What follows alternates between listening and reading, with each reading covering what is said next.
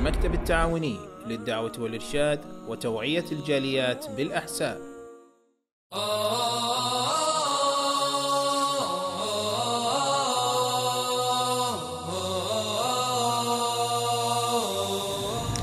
إن الحمد لله نحمده ونستعينه ونستغفره ونعوذ بالله من شرور أنفسنا ومن سيئات أعمالنا ومن يهدي الله فلا مضل له ومن يضلل فلا هادي له أشهد أن لا إله إلا الله وأشهد أن محمدا عبده ورسوله فإن خير الحديث كتاب الله وأحسن الهدي هدي محمد صلى الله عليه وسلم وشر الأمور محدثاتها وكل محدثة بدعة وكل بدعة ضلالة وكل ضلالة في النار أو كما قال عليه الصلاة والسلام. فقد قال الله تعالى في محكم تنزيله أعوذ بالله من الشيطان الرجيم فاقصص القصص لعلهم يتفكرون. وقال تعالى لقد كان في قصصهم عبرة لأولي الألباب. সম্মানিত উপস্থিতি, প্রবাসী ভাতৃবৃন্দ,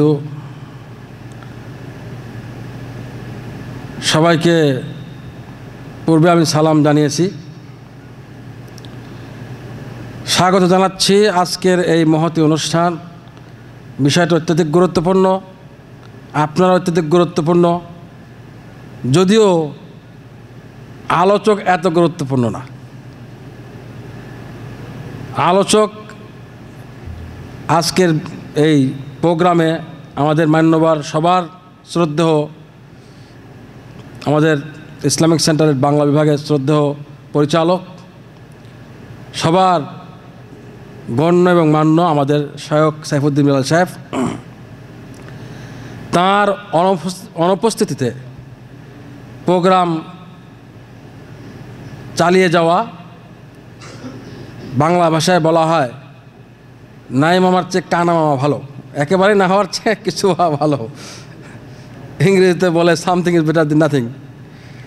আমাদের শায়খ উনি প্রায় এক সপ্তাহের অল সৌদি আরব বিভিন্ন এলাকায় তার দাওয়াতি এবং দ্বীনি সফরে আসেন, বিভিন্ন জায়গায় প্রোগ্রাম করবেন। এই সৌদি আরবের বিভিন্ন ডিস্ট্রিক্টে, এবং শেষ প্রোগ্রাম হয়তো জেদ্দা মক্কা হয়ে আসবেন আগামী সপ্তাহে ইনশাআল্লাহ। তার জন্য দোয়া প্রার্থী, আপনারা সবাই দোয়া করবেন আল্লাহ পাক যেন তার এই প্রোগ্রাম সহি এবং সুষ্ঠু এবং পরিপূর্ণভাবে কামিয়াব করে তাকে আবার সুস্থভাবে আমাদের কাছে ফিরিয়ে দেন। আমাদের নিয়ামত, আল্লাহ পাকের নিয়ামত আমাদের কাছে আবার ফিরিয়ে দেন, এই দোয়া করবেন। আজকের সালফে সালেহিন এবং বুজুর্গানে দ্বীনের নামাজের কাহিনী বলতে হলে আমার সেই তারিখটি মনে পড়ে যায়, ওয়ালাইকুম আসসালাম, যেটা ছিল বিশ্বের ইতিহাসে একটি সবচেয়ে হৃদয় বিদারক কাহিনী, স্মরণীয় দিন, লোম শিউরে ওঠে লোমহর্ষক কাহিনী। ইসলামের ইতিহাসে সবচেয়ে কঠিন এবং ঘৃণিত ইতিহাস সৃষ্টি করেছিল সেই বেঈমান অগ্নিপূজক কাফের, যেদিনের ঘটনায় সাহাবায়ে কিরাম রাদিয়াল্লাহু তাআলা আনহুম ইমানদারগণ কিং কর্তব্য বিমূঢ় হয়েছিলেন। না জানি কি হলো, কি হয়ে গেল। আজ ইসলামের ইতিহাসে এমন ঘটনা আর কখনো ঘটে নাই। রাসূলুল্লাহ সাল্লাল্লাহু আলাইহি ওয়াসাল্লামের ইন্তেকালের দিন সাহাবায়ে কিরাম একেবারে কিংকর্তব্য বিমূঢ় হয়ে গেছিলেন। ওমর ইবনে খাত্তাব পাগল প্রায় হয়ে গেছিলেন, খোলা তলোয়ারে নিয়ে একেবারে যে বলবে মহানবী সাল্লাল্লাহু আলাইহি ওয়াসাল্লাম মৃত্যু হয়েছে তার শিরশ্ছেদ করে দেব এমন বলা শুরু করেছিলেন আবু বকর সিদ্দিক রাদিয়াল্লাহু তাআলা আনহু। এসে যখন বললেন, আয়াত তেলাওয়াত করলেন, ওমা মুহাম্মাদুন ইল্লা রাসূল, এই আয়াতের পরে ওমর ইবনে খাত্তাব বললেন, যা মনে হচ্ছে যেন আয়াত আজকে নাজিল হয়েছে। আমি শান্ত হয়ে গেলেন, হ্যাঁ, বুঝতে পারলেন মহানবী সাল্লাল্লাহু আলাইহি ওয়াসাল্লাম এই তীরধান ত্যাগ করে চলে গেছেন। এর পরবর্তীতে সবচেয়ে কঠিন মুহূর্ত, ওমর ইবনে খাত্তাব ইসলামের দ্বিতীয় খলিফা, তার মৃত্যু কাহিনী কি করুণ বিদারক, হৃদয় বিদারক কাহিনী, কি করুণ মৃত্যু ছিল, লোমহর্ষক কাহিনী। সময়টা ছিল, তারিখ ছিল হিজরি সনের 23 হিজরি। রাসূলুল্লাহ সাল্লাল্লাহু আলাইহি ওয়াসাল্লাম মক্কা থেকে যখন মদিনায় তাশরিফ নিয়ে যান, ঠিক তার 23 বছর পরে গিয়ে ফজরের নামাজে ইমামুল মুসলিমিন, খলিফাতুল মুসলিমিন যখন ফজরের নামাজ আদায় করার জন্য, নামাজ পড়ানোর জন্য উদ্যত হয়েছেন এবং নামাজ শুরু করেছেন মাত্র, হঠাৎ করে সেই কাফের, অগ্নিপূজক, বেঈমান মুগীরা ইবনে শুবা রাদিয়াল্লাহু তাআলা আনহুর গোলাম আবু লুলুয়া, এই মুজরিম, অপরাধী, সন্ত্রাসী এগিয়ে গেল ওমর ইবনে খাত্তাব রাদিয়াল্লাহু তাআলা আনহুকে খিনজির দিয়ে, দোধারী তলোয়ার দিয়ে আঘাত করার জন্য। হঠাৎ করে নামাজ শুরু হতেই শব্দ বন্ধ হয়ে গেল, স্তম্ভ, একেবারে সব কিছু নিশ্চুপ হয়ে গেল। সাহাবা কিরাম রাদিয়াল্লাহু তাআলা আনহুম যারা সামনে ছিলেন, তার পাশে ছিলেন, তারা বুঝতে পারলেন যে দুর্ঘটনা ঘটে গেছে, লোমহর্ষক কাহিনী হয়ে গেছে, ইসলামের ইতিহাসে সবচেয়ে কঠিনতম মুহূর্ত আবার এসে গেল। আবার সেই মুহূর্ত আসলো। কিন্তু পেছনের সাহাবা যারা ওমর ইবনে খাত্তাবকে রাদিয়াল্লাহু তাআলা আনহু ইমামকে দেখতে পাচ্ছেন না, তারা কোনো শব্দ না পেয়ে হঠাৎ করে চিৎকার করা শুরু করলেন। তারা বলে উঠলেন, কি হয়ে গেল, কি সমাচার? তারা সুবহানাল্লাহ, সুবহানাল্লাহ পড়া শুরু করলেন, কিন্তু কোনোই উত্তর নেই। ওয়ালাইকুম আসসালাম। সুবহানাল্লাহ, সুবহানাল্লাহ, কি ঘটনা ঘটে গেল? নামাজের শব্দ স্তম্ভ হয়ে গেল, স্তব্ধ হয়ে গেল কেন? নিশ্চুপ কেন হলো সব কিছু? কি হয়ে গেল ইসলামের? আল্লাহু আকবার। কোন ওমর ইবনে খাত্তাব? রাসূলুল্লাহ সাল্লাল্লাহু আলাইহি সাল্লাম জানতেন, মহানবী সাল্লাল্লাহু আলাইহি সাল্লাম তাকেই জিজ্ঞাসা করলেন, ওমর ইবনে খাত্তাব ফিতনা সম্পর্কে জিজ্ঞাসা করতে গিয়ে জিজ্ঞাসা করলেন, রাসূলুল্লাহ বলে, ফিতনা ঢুকতে পারছে না শক্ত গেটের কারণে। আল্লাহু আকবার। এবার আল্লাহ বললেন কখন কখন ফিতনা আসবে, তখন বললেন, হ্যাঁ, বলতে গিয়ে এক সময় বলবেন যে ফিতনা ঢুকতে পারবে না শক্ত গেটের কারণে। ওই গেট যখন থাকবে না তখন ফিতনা শক্তভাবে ঢুকবে ইসলামে, ভবিষ্যৎবাণী করতেছিলেন। তখন ওমর ইবনে খাত্তাব জিজ্ঞাসা করলেন, এ রাসূলুল্লাহ, গেটটা কি ভেঙে যাবে না খুলে দেওয়া হবে? তখন রাসূলুল্লাহ সাল্লাল্লাহু আলাইহি ওয়াসাল্লাম বললেন, না, এটা ভেঙে যাবে, খুলে দেওয়া হবে না, স্বাভাবিকভাবে খোলা হবে না, ভেঙে যাবে।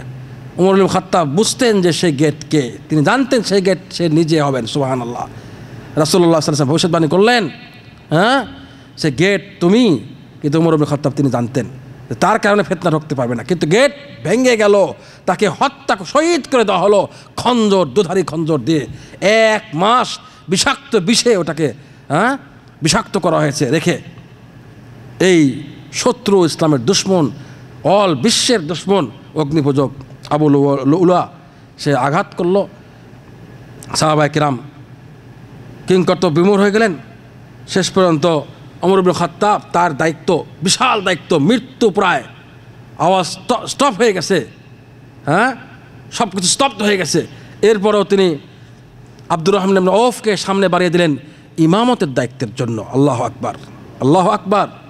মুসলিম দায়িত্ব, ইমামতের দায়িত্ব, নামাজ বৃথা হবে না, নামাজ কায়েম হতে হবে। আল্লাহু আকবার। ওই অবস্থা তিনি তাকে সামনে দিলেন নামাজ পড়ানোর জন্য। তিনি উঠিয়ে পড়লেন জমিনে একেবারে নিঃশব্দ হয়ে। নামাজ শেষ হলো, তাকে নিয়ে যাওয়া হলো, ফজরের নামাজ ছিল। তিনি তো সম্পূর্ণ বেহুশ হয়ে গেলেন, কারণ দুধারী তলোয়ার দিয়ে খঞ্জর, আপনার নাম শুনেছেন খঞ্জর শব্দের, দুধারী তলোয়ার, দুইদিকে ধার, যেদিকে দিবে সেদিকে কেটে যাবে, পেট কেটে সম্পূর্ণ সব কিছু বেরোচ্ছে, রক্ত ঝরঝর করে পড়ছে, বাঁচার কোনো উপায় নেই। সম্পূর্ণ বেহুশ হয়ে গেলেন। ফজরের রক্ত আস্তে আস্তে ফর্সা হয়ে গেল। ফজরের সময় চারিদিক ফর্সা হওয়া শুরু হলো। তখন তারা চিন্তা করলেন, সাহাবা কেরাম নামাজ পড়ে সবাই একত্র হয়ে গেলেন, হ্যাঁ কোথায় সে আমাদের খলিফা, কি হয়ে গেল খলিফার? আল্লাহু আকবার। ওমর ইবনে খাত্তাব, অর্ধ পৃথিবী করেছ শাসন, ধুলার তক্তে বসি, খেজুর পাতার প্রাসাদ তোমার বারে বারে গেছে খসি। নজরুল বলেছেন অর্ধেক পৃথিবীর শাসক, আল্লাহু আকবার, তিনি প্রথম শাসক ইসলামের, যিনি অর্ধেক পৃথিবী শাসন করেছেন। আল্লাহু আকবার। পৃথিবীর এমন কোনো বাদশা রাজা এসেছে কিনা আমার ইতিহাসে জানা নাই যে অর্ধেক পৃথিবী শাসন করেছে। আল্লাহু আকবার। তাকে এভাবে ভুল পাতিত করে দেওয়া হলো, ভুলণ্ঠিত হয়ে গেলেন তিনি। আল্লাহু আকবার। এরপরে চিন্তা করলেন, কোমায় চলে গেছেন, কোনো শব্দ নাই, একেবারেই কোনো নড়াচড়া নাই। সবাই গবেষণা করলেন, সেই যুগে উন্নত চিকিৎসা ছিল না, যেখানে সরাসরি ওখানে গিয়ে অপারেশন করে, হ্যাঁ বন্ধ করে রক্ত বন্ধ করে, অথবা এমন কোনো চিকিৎসা ছিল না।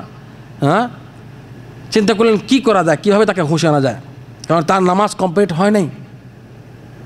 সাহাবা কেরাম নামাজ পড়ে ফেলেছেন, তিনি পড়েন নাই, যদিও এই মুমূর্ষ অবস্থায় তার জন্য নামাজ ফরজ না, তার তো কোনো হুঁশই নেই।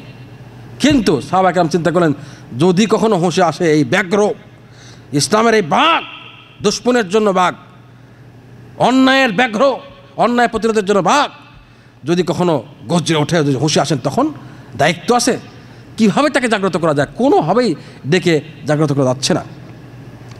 সবাই পরামর্শ করে স্থির করলেন, হ্যাঁ এমন একটি বিষয় আবিষ্কার করো যা বলার সঙ্গে সঙ্গে তার শারীরিক সম্পর্ক স্তব্ধ হয়ে গেছে, স্টপ হয়ে গেছে, শারীরিক কানেকশন নেই, শুধু আত্মা বাকি আছে।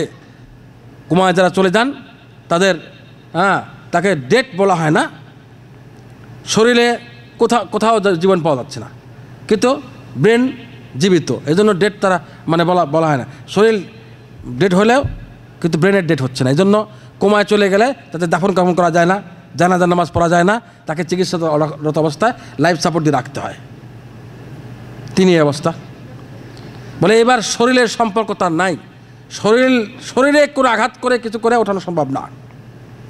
এমন একটি জিনিস আবিষ্কার করো যার সঙ্গে রুহানি সম্পর্ক, এমন বিষয় আবিষ্কার করো, তার একটি সম্পর্ক, এমন বিষয় আবিষ্কার করো যে তার সঙ্গে রুহানি সম্পর্ক কঠিন ছিল, অত্যধিক গভীর সম্পর্ক ছিল রুহর সঙ্গে, ওমর ইবনে খাত্তাবের রুহর সঙ্গে। কোন বিষয়ে বলো? তারা বললেন, একটি বিষয় আছে জনাব, যে বিষয়ের সঙ্গে ওমর ইবনে খাত্তাবের রুহানি সম্পর্ক ছিল, শরীরের সম্পর্ক না।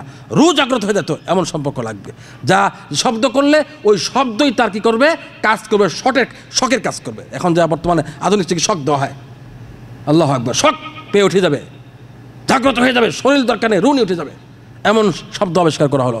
কি শব্দ ছিল ওটা? বলুন তো কি শব্দ, কি বিষয় ছিল বলেন? হ্যাঁ, আসসালা ইয়া আমিরাল মুমিনিন। তারা বললেন, এমন একটি শব্দ আছে যার সঙ্গে ওমর ইবনে খাত্তাব খলিফাতুল মুসলিমিনের রুহের সম্পর্ক রয়েছে, শরীরের সম্পর্ক দরকার নেই, শরীরের কানেকশন দরকার নেই, রুহানি কানেকশন রয়েছে। এই কানেকশন কানে যাওয়ার সঙ্গে সঙ্গে, রুহ পৌঁছার সঙ্গে সঙ্গে জাগ্রত হয়ে যাবে ইনশাআল্লাহ। তারা সবাই বললেন, তাহলে আসো, তাহলে বলা হোক ইয়া আমিরাল মুমিনিন আসসালাহ। আল্লাহু আকবার। বলার সঙ্গে সঙ্গে ওমর ইবনে খাত্তাবের রূহ জাগ্রত হয়ে গেল। তিনি আবার এবার একেবারে হুঁশে চলে আসলেন, জাগ্রত হয়ে বললেন, হ্যাঁ অবশ্যই আসসালাহ ওয়াল্লাহি, বলে উঠলেন, নামাজ নামাজ, হ্যাঁ যে ব্যক্তি নামাজ পড়ে না, লা হাযযা ফিল ইসলাম লিমান তারাকাস সালাহ, যে ব্যক্তি নামাজ ত্যাগ করলো, ইসলামে তার কিছুই বাকি নাই, হ্যাঁ নামাজ পড়তে হবে। অতবার সবাই বলে, পানি নিয়ে আসো, আমার নামাজ বাকি আছে। আল্লাহু আকবার। ওযুর ব্যবস্থা করো, আমাকে নামাজ পড়ানোর ব্যবস্থা করো। আল্লাহু আকবার। জাগ্রত হলেন, মৃত মানুষ একবার কুমা থেকে উঠে গেলেন, জাগ্রত হয়ে আবার নামাজ পড়ে আবার বেহুশ হলেন। এভাবে প্রত্যেকটি নামাজের সময় মৃত্যুর আগ পর্যন্ত তাকে এভাবে নামাজ বলে জাগ্রত করা যেত, অন্য কোনোভাবে জাগ্রত করা সম্ভব ছিল না। আল্লাহু আকবার। এইটা ছিল রুহানি সম্পর্ক নামাজের সাথে। শুধু শরীরের সম্পর্ক কানের সম্পর্ক হবে না। যদি কানের সম্পর্ক শরীরের সম্পর্ক হয়, যেদিন মসজিদের মাইক খারাপ হয়ে যাবে, আজান হবে না, আপনি উঠতে পারবেন না, আমরা উঠতে পারবো না। রুহানি সম্পর্ক হলে ওই সময়ে পৃথিবীর কোনো শক্তি নেই আপনাকে ধরে রাখতে পারবে।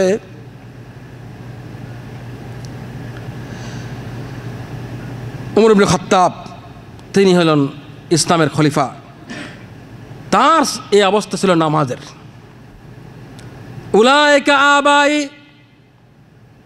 ফাজিনা বিমিসলিহিম ইযা জামাআতনা ইয়া জরিলুল মাজামিউ। একজন কবি বলতেছে এটা হলো আমাদের বুজুর্গানে দিন, এর উদাহরণ থাকলে তুমি নিয়ে আসো, প্রমাণ করো। তোমার অন্য কোনো জাতিকে আমি বলছি, তোমাদের জাতিতে এমন উদাহরণ থাকলে নিয়ে আসো। আল্লাহু আকবার। যার সঙ্গে নামাজের ইবাদতের সম্পর্ক আল্লাহর সম্পর্কে তো গভীর। আল্লাহু আকবার। কেনই বা হবেন না?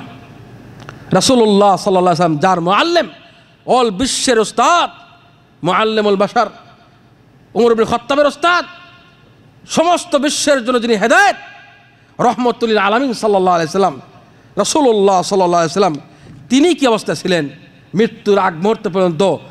মৃত্যুর আগ মুহূর্তে ওই বাণী বলে গেছেন, আসসালাহ আসসালাহ ওয়া মা মালাকাত আইমানুকুম।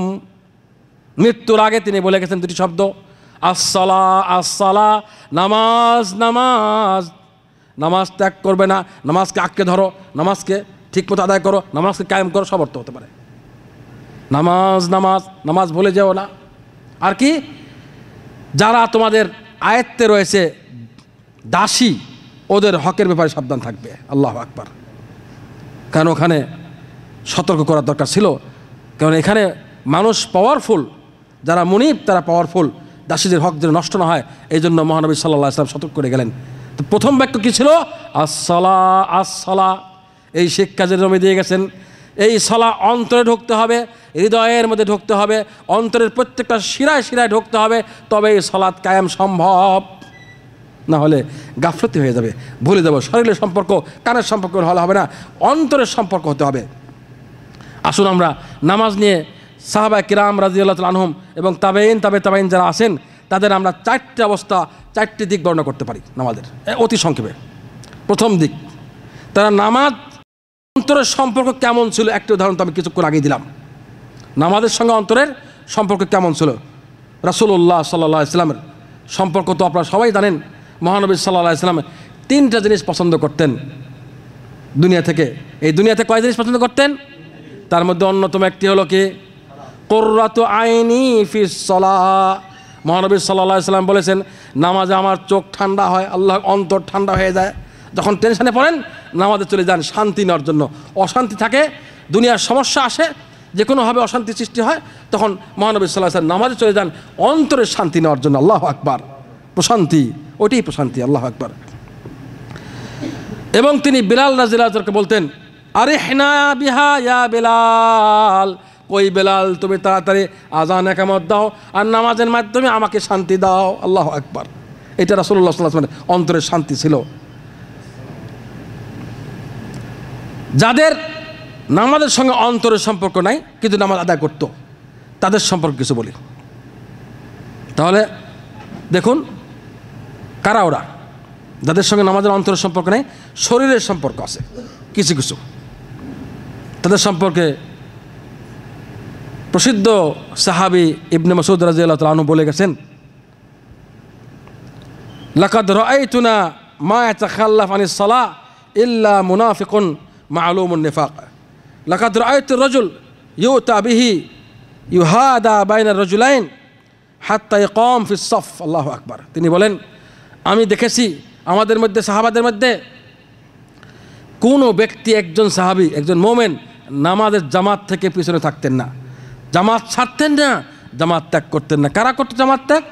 আমাদের মধ্যে যারা শারীরিকভাবে ছিল, অন্তরের দিক থেকে নামাজে ছিল না, মুনাফেক, সুস্পষ্ট ফেমাস মুনাফেক যারা ছিল, সুস্পষ্ট প্রসিদ্ধ মুনাফেক, তারাই জামাত ত্যাগ করতো, নচেত অন্য জামাত ত্যাগ করতো না। আল্লাহু আকবার। তার মানে এখান থেকে কী পেলেন? সাহাবায়ে কিরাম তো পড়তেনই, 5 ওয়াক্ত নামাজ জামাত সহকারে পড়তেন, এবং যারা গোপন মুনাফেক ছিল তারাও জামাত ত্যাগ করতো না। এই ভয়ে জামাত ত্যাগ করলে তাদের মুনাফেকি ধরা পড়ে যাবে, এই ভয়ে শুধুমাত্র প্রসিদ্ধ মুনাফেকরাই জামাত ত্যাগ করতো, যে আমরা তো প্রসিদ্ধ আছি, সবাই জানে আমরা মুনাফেক, এই হিসেবে তারা করতো। সুতরাং আজকেও যারা জামাত ত্যাগ করবে তারা ওই প্রসিদ্ধ মুনাফেকের দলে চলে যাবে। ইন্না লিল্লাহি ওয়া ইন্না ইলাইহি রাজিউন।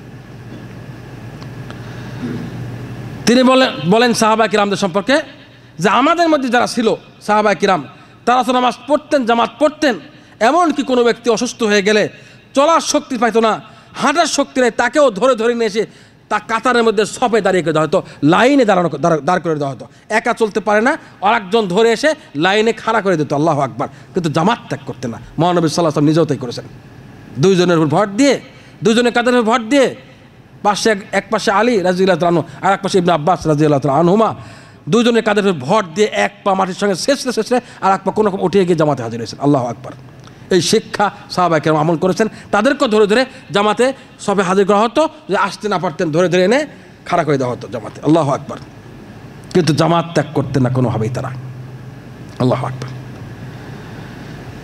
প্রসিদ্ধ তাবেঈ সাঈদ ইবনে মুসাইয়্যিব, প্রসিদ্ধ তাবেঈ, সাহাবাদের শাগরেদ, বড় শাগরেদ, তিনি বলেন, মা ফাতাতনি সালাহ ফি জামাআহ মুনযু 40 সানা। আল্লাহু আকবার। 40 বছর যাবত আমার জামাত ত্যাগ হয়নি। সুবহানাল্লাহ। সাহাবায়ে কেরামের পরে তাবেঈনদের কাছে আসলাম আমি, তাদের শাগরেদ, রাসূলের কথা বললাম সাল্লাল্লাহু আলাইহি সাল্লাম, তার সঙ্গে অন্তরের সম্পর্ক। এবার সাহাবায়ে কেরামদের উদাহরণ নিয়ে আসলাম, খাত্তাবের কথা নিয়ে আসলাম, হ্যাঁ, এবং সাহাবায়ে কেরামদের সকলের আমল নিয়ে আসলাম। এবার তাদের পরবর্তীতে তাদের শাগরেদ, হ্যাঁ, তার মধ্যে অন্যতম সাঈদ ইবনে মুসাইয়্যিব রাহিমাহুল্লাহ, তার কথা বলুন। তিনি বলছেন 40 বছর যাবত আমি জামাত ত্যাগ করিনি। সুবহানাল্লাহ। আমার ত্যাগ হয়নি। কয় বছর? কয় দিন হয় ভাই? 40 বছরের কয় দিন হয়? হিসাব করুন। 40 বছরকে আপনি 355 অথবা 365 ইংরেজি হলে 355 আরবি হিসেবে যদি বের করতে বলছি না, 350 দিয়ে গ্রহণ করবেন, আবার তাকে আবার 5 দিয়ে গ্রহণ করেন, কত ওয়াক্ত দেখেন কে ভাই? দেখুন, হিসাব করে দেখুন, এক ওয়াক্তের জামাত ত্যাগ হয়নি। এই হলো আমাদের সালফে সালেহিন, বুজুর্গানে দিন। তাদের শাগরেদ আমরা, তাদের উত্তরসূরি আমরা। আল্লাহু আকবার। তারা আমাদের পূর্বসূরি, আমরা সেই দলের লোক। আল্লাহু আকবার। স্মরণ করে দিচ্ছি ভাই, আমি আপনাদের চেয়ে নিঃসন্দেহে ভালো না, আপনারা আমার চেয়ে ভালো, কিন্তু স্মরণ করে দিচ্ছি আমাদের উত্তরসূরিরা কেমন ছিলেন। এখন তো মসজিদের যে অবস্থা, কবি বলেন, মানাবিরুকুম আলাত ফি কুল্লি হাইয়িন ওয়া মসজিদুকুম মিনাল ইবাদি খালি ওয়া সাওতু আযানিকুম ফি কুল্লি ওয়াদিন ওয়ালাকিন আইনা সাওতুম মিন বিলালি। কবি বলেন যে মসজিদগুলো, হ্যাঁ, বিরাট উঁচু উঁচু মসজিদ এবং মিনারা খাড়িয়া দাঁড়িয়ে আছে, কিন্তু বান্দা কই, নামাজি কই। আল্লাহু আকবার।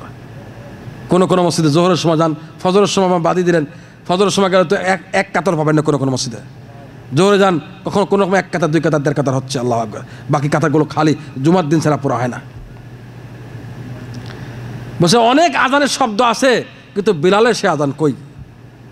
রাগিয়া রাগিয়া রাসমে আজা রুহে বিলালিনা রহে।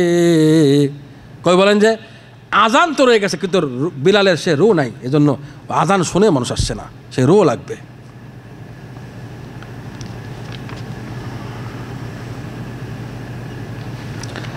এবার আর একজন বুজুর্গের কাহিনী বলছি। তিনি হলেন রবি ইবনে খাইসাম, সাহাবাদের শাগরেদের শাগরেদ বা তার শাগরেদ এমন আর কি। তিনি বলেন, তিনি অর্ধাঙ্গ ব্যায়াম তার ছিল, মানে যেটাকে আমরা প্যারালাইসিস বলি। প্যারালাইসিস তো হাঁটা সম্ভব না। প্যারালাইসিস হলে কি হাঁটতে পারে? তো কিন্তু তাকে ধরে ধরে, ওই যে বললাম কিছুক্ষণ আগে, সাহাবায়ে কেরামদের এই অবস্থা করা হতো, তাদের শাগরেদ হচ্ছে একই অবস্থা। আল্লাহু আকবার। তাদের বলতো আমাকে ধরে দাও, কয়েকজন মানুষ লাগিয়ে দিয়ে ধরে ধরে জামাতে হাজির করা হতো। বলে আপনি এত কষ্ট করে কেন আসেন? আপনাকে তো আল্লাহ ছুটি দিয়ে দিয়েছেন, ইসলামে তো আপনাকে অনুমতি দিয়েছেন বাসায় নামাজ পড়ার জন্য, কারণ আপনি তো আসতে পারেন না, শক্তি নেই আপনার। শক্তি যার আসে সে আসবে, আপনার তো সে তৌফিক নাই, আপনার তো প্যারালাইসিস। তখন তিনি বললেন, আসমাউ হাইয়া আলাস সালাহ ফাইন ইসতাতুম আন তা'তুহা ফা'তুহা ওয়ালাউ হাবওয়া। আমি শুনবো আজানের ধ্বনি, আমি শুনবো আজানের ধ্বনি। হাইয়া আলাস সালাহ, নামাজে এসো, নামাজের দিকে এসো। এরপরে তোমরা যদি কোনো শক্তি উপায় না পাও, হামাগড়ি দিয়ে হলে মসজিদে আসতে পারো, তবু আসতে হবে। আল্লাহু আকবার। হামাগড়ি দিয়ে আসতে পারেন, কোনো উপায় নেই, হাত পা কিছুই নেই, হামাগড়ি দিয়ে গড়ায় গড়ে আসেন, তবু আসতে হবে। বুকের বাচ্চার মতো হামাগড়ি দিয়ে আসেন, মাটির সঙ্গে বুক লাগিয়ে আসেন, তবু আসতে হবে। আল্লাহু আকবার। এই হলো সালফে সালেহিন কাহিনী। তিনি বলেন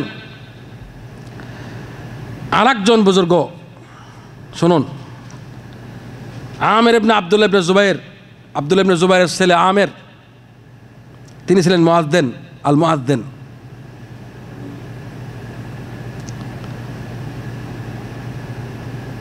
এই সাহাবের সন্তান আমের ইবনে আব্দুল্লাহ ইবনে জুবাইর মৃত্যুকালে পৌঁছে গেছেন। একেবারেই মৃত্যুর আগ মুহূর্ত আসে না, মৃত্যুর সঙ্গে লড়াই করি না আমরা সময়, দেখেন না যখন মারা যাবে আর বেশি সময় নাই বেশি।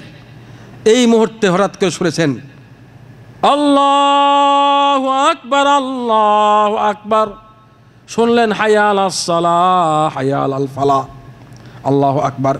তখন তিনি বললেন আমাকে তাড়াতাড়ি মসজিদে নিয়ে যাও, মসজিদে নিয়ে যাও, মাগরিবের আগের সময় ছিল, মাগরিবের আজান। সব মানুষ বললেন আপনার মৃত্যুর সময় ঘনিয়ে এসেছে, কিছুক্ষণ থাকবেন কিনা জানি না, কিছুক্ষণ পরে আপনি মারা যাবেন, এই মুহূর্তে আপনার নামাজে যাবেন কীভাবে, আপনাকে নিবই বা কীভাবে। তখন তিনি বললেন আসমাউ দাঈ আল্লাহ, আসমাউ দাঈ আল্লাহ আফালা উজিবু, আমি আল্লাহর দায়ী, আল্লাহর মুবাল্লিগ, আল্লাহর দিকে আহ্বানকারীর আহ্বান শুনছি, আমি কি আল্লাহর ডাকে সাড়া দিব না? মৃত্যুর সঙ্গে লড়ছেন, কিছুক্ষণ পরে মৃত্যু হয়ে যাবে, কিন্তু আজীবন তিনি মানুষকে ডেকেছেন। আজকে আর একজনের ডাক শুনতে হচ্ছে মৃত্যুর আগে। আজীবন তিনি আহ্বান করেছেন, আজীবন মানুষকে ডেকেছেন। খেয়াল রাখবেন, বলা হয় ইমামের জামাত ফৌত হলো, মুয়াজ্জিনের জামাত ফৌত হয় না। কেন ভাই? মানুষকে আহ্বান করে, যে ব্যক্তি আহ্বান করবেন নামাজের দিকে মানুষকে, তার জামাত ফৌত হবে না। এই মুয়াজ্জিন তিনি ছিলেন আযান, তিনি ছিলেন সাহাবাদের সন্তানদের মধ্যে একজন সন্তান। তিনি মুয়াজ্জিন ছিলেন, মানুষকে নামাজের আহ্বান করতেন আজীবন। আজকে মুমূর্ষ প্রায় আর একজনের আহ্বান তিনি শুনছেন, হাইয়া আলাস সালাহ, আল্লাহর দিকে আহ্বান করা হচ্ছে তাকে, আল্লাহু আকবার বলে। তিনি বলে আমাকে নিয়ে যাও, যেভাবে পারো তোমরা আমাকে মসজিদে নিয়ে যাও, মসজিদে হাজির করো, আমি আল্লাহর ডাক কখনো ফেরত দিতে পারবো না, আল্লাহর আহ্বানে সাড়া দেওয়া আমার জন্য কর্তব্য। আল্লাহু আকবার। মসজিদে নিয়ে যাওয়া হলো। মৃত্যুর আগ মুহূর্তে পর্যন্ত আজীবন আহ্বান করেছেন, আজকে আর একজনের আহ্বানে মসজিদে সাড়া দিয়েছেন সেই মুয়াজ্জিন। আল্লাহু আকবার। শুনুন কি অবস্থা হলো। মাগরিবের আজান হয়ে একামাত হলো, প্রথম রাকাত নামাজ শুরু হয়েছে, প্রথম রাকাতের রুকুতে চলে গেছেন, রুকু থেকে সেজদায় ইশারা করে সেজদায় যাওয়ার পরে তার জীবন একেবারে তিরোধান তিনি ত্যাগ করেছেন। আল্লাহু আকবার। সেজদা অবস্থায় এদের সম্পর্ক অন্তরের সঙ্গে ছিল, কানের সঙ্গে, শরীরের সঙ্গে, এই কি বলে নামাজের সম্পর্ক ছিল, রক্তের সঙ্গে ছিল, অন্তরের সঙ্গে ছিল। আল্লাহু আকবার। এই জন্য কায়কোবাদের কথা আমার মনে পড়ে যায়। তিনি বলেন আজানের শব্দ যখন শুনবেন তাহলে শুধুমাত্র কানে শুনলে হবে না, আপনার শরীরের মধ্যে কিছু হতে হবে, রক্তকণিকা লাফ দিয়ে উঠতে হবে, লাফাতে হবে, অস্থিরতা ভাব আসতে হবে, না হলে বুঝতে হবে না আমার ঈমান ঠিক নাই, আমি মুনাফিকের দলে রয়ে গেছে। কবি কায়কোবাদ বলেন কেউই শোনালো মরে আজানের ধ্বনি, মর্মে সেই সুর, বাজিল কি সুমধুর, আকুল হইল প্রাণ, নাচিল ধমনী। ধমনী নাচতে হবে, রক্তের কণিকা আপনাকে নাচে উঠতে হবে, লাফ দিয়ে উঠতে হবে, অস্থিরতা থাকবে, পৃথিবীর কিছু ভালো লাগবে না, দৌড়ে মুছে চলে যেতে হবে। তবে বুঝতে হবে হ্যাঁ আজান আপনার রক্তে ঢুকেছে, রক্তে ঢুকতে পারলে এরপরে স্টেপ হলো অন্তরে ঢুকবে। তার আগে কোত্থেকে ঢুকবে? যে কানে থেকেই বের হয়ে যায়, রক্তে না ঢুকে, শরীরের ভিতরে না থাকে, অন্তরে কোত্থেকে ঢুকবে ভাই? সাঈদ ইবনে আব্দুল আজিজ যদি কখনো আল্লাহ না করুক কখনো জামাত পথে গেলে কন্দন করতেন আফসোসে, ছেলে মারা গেলে যে কান্দে মানুষ অস্থির হয়ে, কি বিপদ হয়েছে, বিপদে কাঁদতেন। ইবনে হাজার আসকারী রহমতুল্লাহ আলাই বুখারী শরীফের যিনি ব্যাখ্যা করেছেন, তিনি বলেছেন যে সাহাবা কিরাম রাদিয়াল্লাহু তাআলা আনহুম যদি কোনো সময় কারো এক ওয়াক্তের জামাত পথ হতো, এত বড় মুসিবত, মৃত্যুর মুসিবতের চেয়ে বড় মুসিবত মনে করতো। ছেলে সন্তান মারা গেলে, স্ত্রী মারা গেলে, মা বাপ মারা গেলে যত বড় মুসিবত, তার চেয়ে বড় মুসিবত ছিল কি এক ওয়াক্তের জামাত পথ। কেন আমি কথা কোত্থেকে বললেন? কারণ তিনি বলেছেন সাহাবা কিরাম এক ওয়াক্তের জামাত পথ হয়ে গেলে এক সপ্তাহ শোক জ্ঞাপন করতেন, বিপদের শোক জ্ঞাপন করতেন। তোমার মুসিবত আছে, মুসিবতের শোক জ্ঞাপন করতেন এক সপ্তাহ। কয় সপ্তাহ? আর মৃত্যুর জন্য শোক জ্ঞাপন কয়দিন? 3 দিন। তাহলে ডবলেরও বেশি ভাই, 7 দিন করতেন। মহাবিপদ এসেছে, তোমার জামাত পথ হয়ে গেছে, মুনাফিকের কাজ হয়ে গেছে, আউযুবিল্লাহ, আল্লাহু আকবার।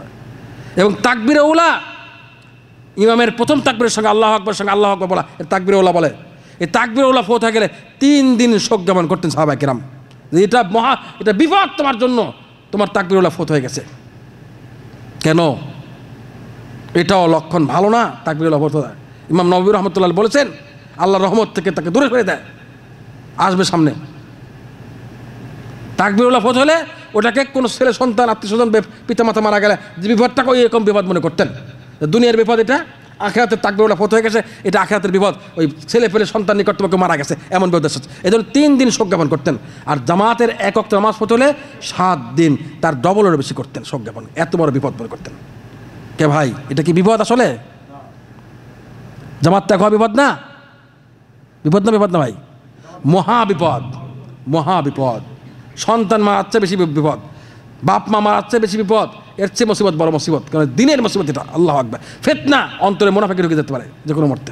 জামাত ত্যাগ হওয়া মানে অন্তরে মুনাফিকি ঢুকতে পারে যে কোনো মুহূর্তে, আউযুবিল্লাহ। ওইটাই তো লক্ষণ পাওয়া গেল। জামাত ত্যাগ হলো মানে লক্ষণ একটা পাওয়া গেল। আল্লাহ না করুক যদি এই লক্ষণটা থেকে যায় তাহলে তো জীবন শেষ, মুনাফিকে মারতে হবে।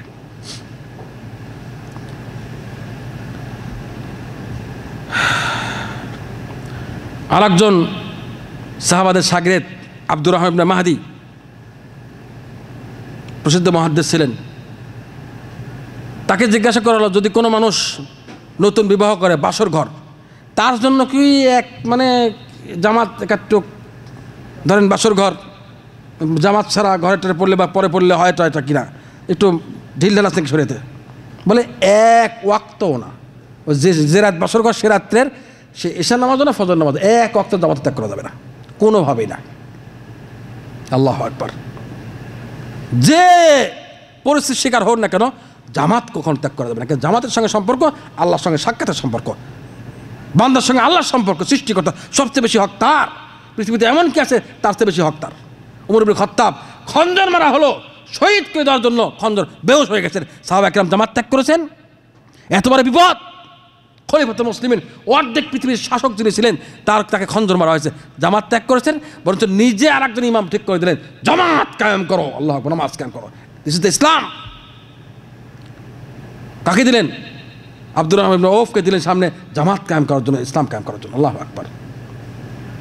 তিনি পড়ে থাকলেন কিন্তু আরেকজনকে দিলেন জামাত কায়েম করার জন্য। কই ওই এত বড় বিপদ তো জামাত ত্যাগ করে তো ওমর ইবনে খাত্তাবের পেছনে ঘুরে নেই, এটা আল্লাহর হুকুম। আসুন এবার আপনার দ্বিতীয় অবস্থায় আসি।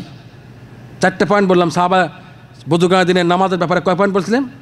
4টে বিষয়। এইবার বিষয় হলো তারা কীভাবে তাকবীরুল্লাহর গুরুত্ব দিতেন সেটা শুনুন। জামাত শুনলেন, প্রথম পয়েন্ট গেল নামাজ এবং অন্তরের সম্পর্ক শুনলেন, জামাতের সম্পর্ক। এইবার তাকবীরুল্লাহর গুরুত্ব শুনেন।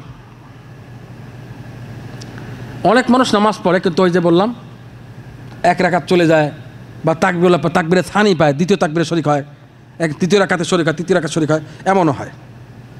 মহানবী সাল্লাল্লাহু আলাইহি সাল্লাম মুসলিম শরীফ হাদিসে ইরশাদ করেন, শুনেন।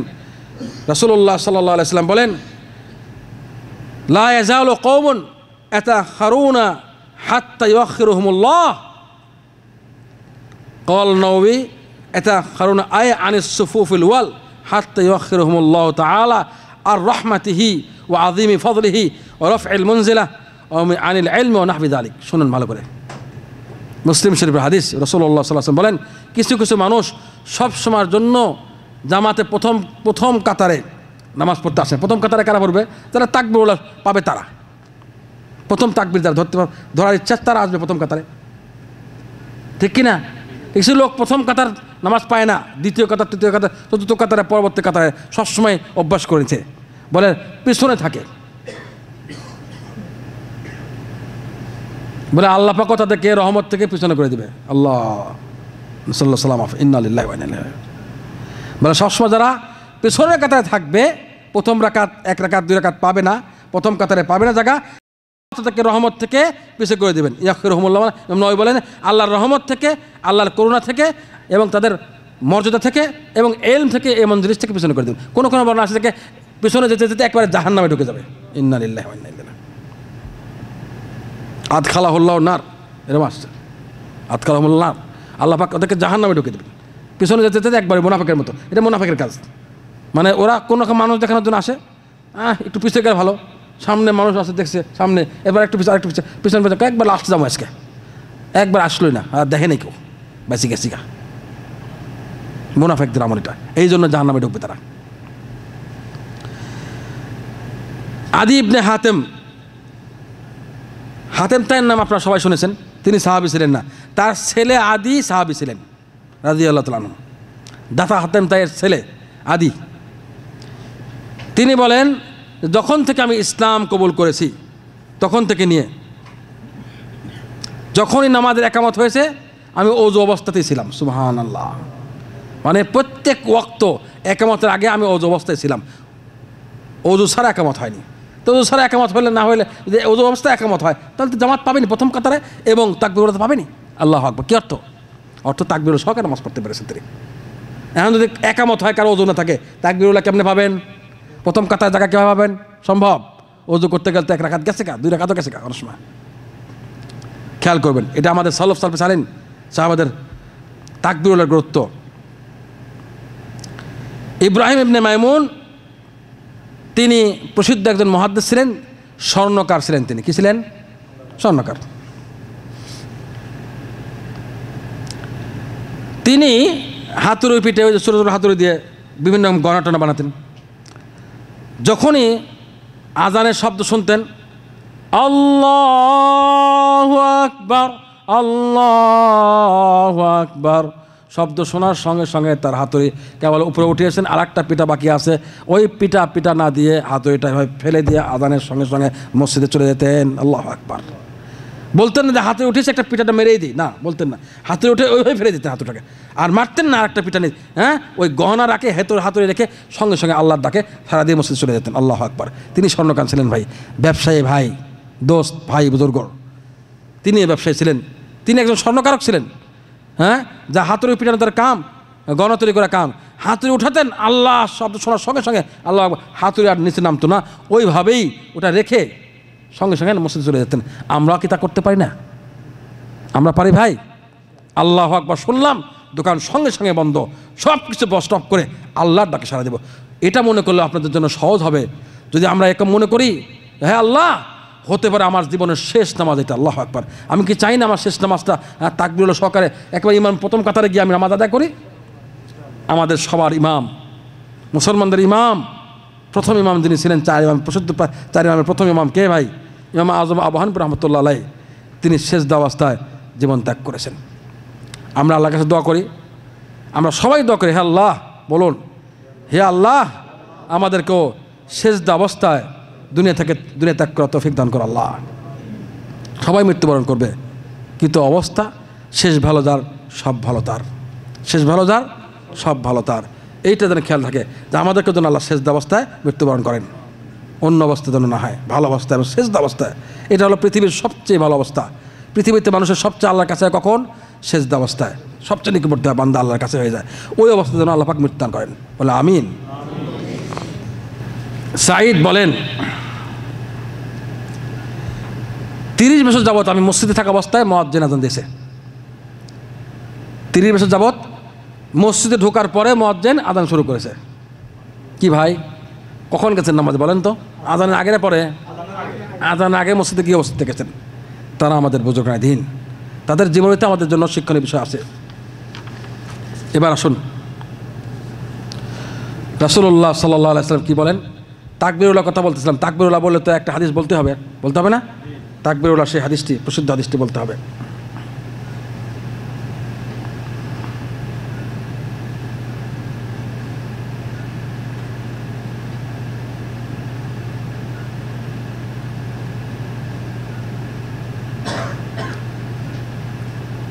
আমরা কত মিনিট আলোচনা করলাম ভাই? কয় মিনিট বলেছিলাম? 39 মিনিট হয়ে গেছে। আর 5-6 মিনিট করা যাবে? 45 মিনিট করা যাবে? আচ্ছা, তাহলে 1 ঘন্টা হোক, 6 মিনিট। আর তাহলে হাদিস আমি পরে আসি, তাহলে হাদিসের ব্যাখ্যা আছে।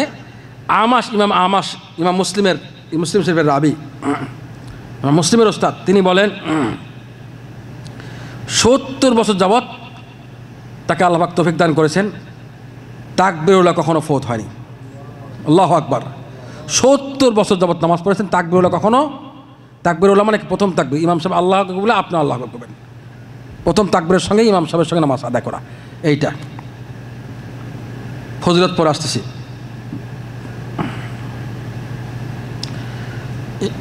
আরেকজন বুজুর্গ সাহাবাদের শাগির, তিনি শাগিদের শাগির এমন আর কি, ইব্রাহিম আত-তাইমি, তিনি কি বলেন শুনেন।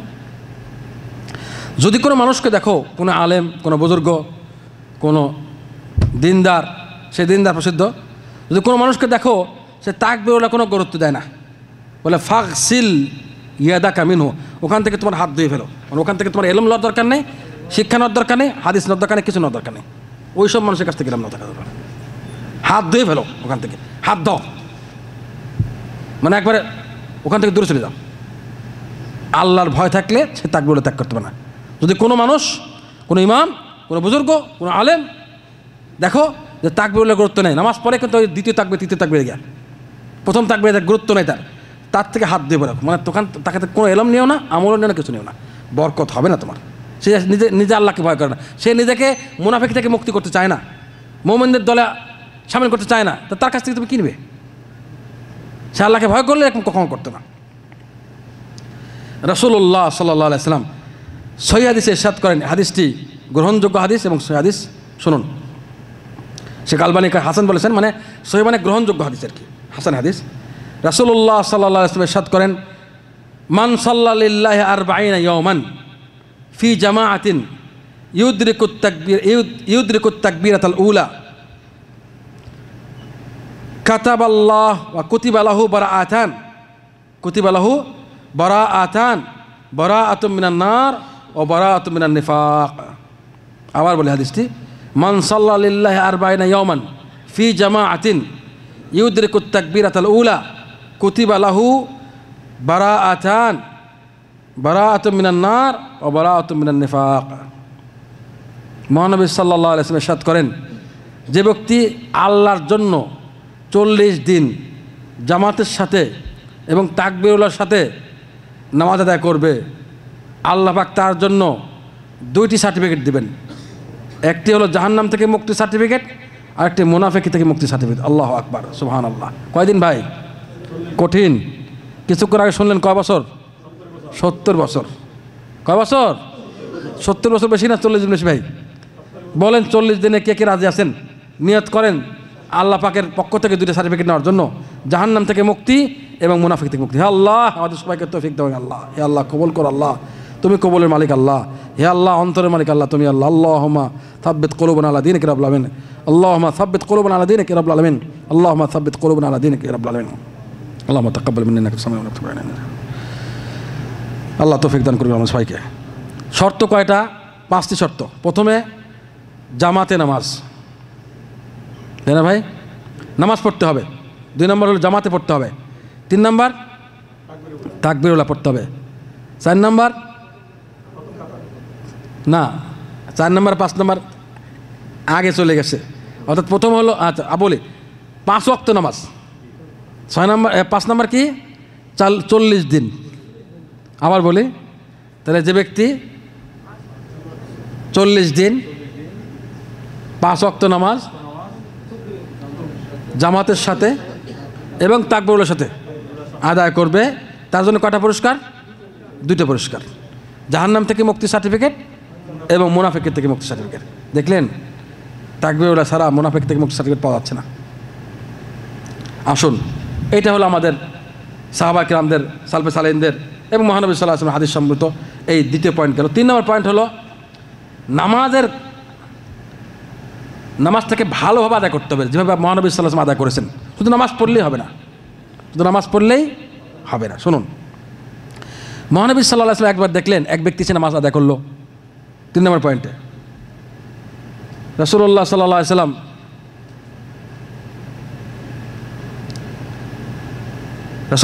ওয়াসাল্লাম বললেন, যাও, ফিরে যাও, তুমি নামাজ পড়ো না, আবার পড়ে আসো।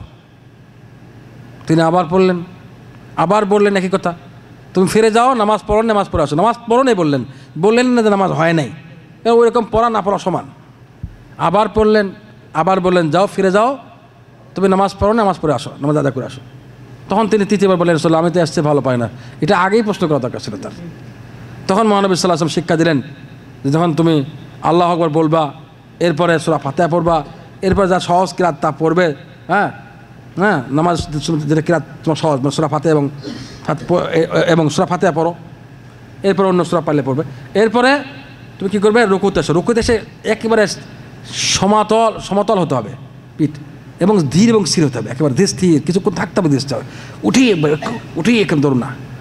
এরপরে তাসবিহ তাহলিল পরে আস্তে করে ওঠো, আবার দাঁড়িয়ে ধীর স্থির হও, আবার তুমি সেজদায় যাও, ধীর স্থিরভাবে তাসবিহ তাহলিল পড়ো, আবার ওঠো, উঠে বসে আবার ধীর এবং স্থির হবে, আবার তুমি সেজদা গিয়ে তাসবিহ তাহলিল পড়বে, ধীর এবং স্থির হবে। ধীর এবং স্থিরে পড়তে হবে, মনোযোগ সহকারে অন্তর লাগিয়ে অন্তরের সঙ্গে আল্লাহর সম্পর্ক করে নামাজ পড়তে হবে। ওইটা নামাজ। নাহলে ওই যে 3 বার বলেছেন একই অবস্থা হবে। সাহাবাকে তো 3 বার বলে, আমাদের কবে বলতেন, আজীবন বলা হতো যাও নামাজ জীবন ভর পড়ছে, একবার হয়নি, যাও আবার। এমন যেন না হয় ভাই। মহানবী সাল্লাল্লাহু আলাইহি ওয়াসাল্লাম বলেন যে, মহানবী সাল্লাল্লাহু আলাইহি ওয়াসাল্লাম আবু হুরায়রা রাদিয়াল্লাহু আনহু বলেন যে আমাদের রাসূলুল্লাহ সাল্লাল্লাহু আলাইহি ওয়াসাল্লাম একবার আমাদের সঙ্গে নামাজ পড়লেন, অথবা নামাজ পড়ে ফিরে গেলেন, অথবা একজনকে ডাকলেন, হে আমক আলা তুহসিন সালাতাক আলা ইয়ানজুরুল মুসাল্লি ইযা সাল্লা কাইফা ইউসাল্লি ফাইন্নামা ইউসাল্লি লিনাফসিহি।